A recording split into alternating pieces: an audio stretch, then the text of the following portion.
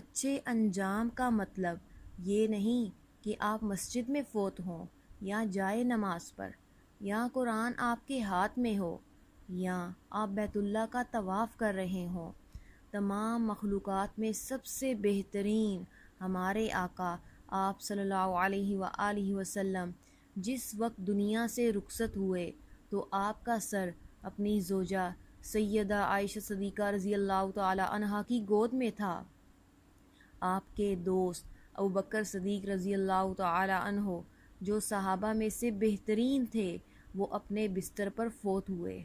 خالد بن ولید رضی اللہ عنہ جن کا لقب سیف اللہ تھا، وہ اپنے بستر پر فوت ہوئے۔ اچھا خاتمہ یہ ہے کہ آپ اس حال میں فوت ہوں کہ شرک سے پاک ہوں، آپ نفاق سے پاک ہوں، آپ بدعتوں سے پاک ہوں، آپ قرآن و سنت پر عمل پیرا ہوں۔ آپ کی موت اس حال میں آئے کہ آپ مسلمانوں کے خون، مال اور عزت کے بوجھ سے پاک ہوں، حقوق اللہ اور حقوق العباد کو ادا کرنے والے ہوں، آپ کا دل سلامت ہو، نیت پاک ہو اور آپ حسن اخلاق پر ہوں۔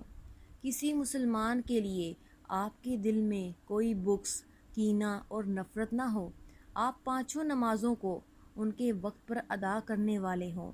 بس دعا کریں ایسی موت نصیب ہو۔ آمین یا رب العالمین۔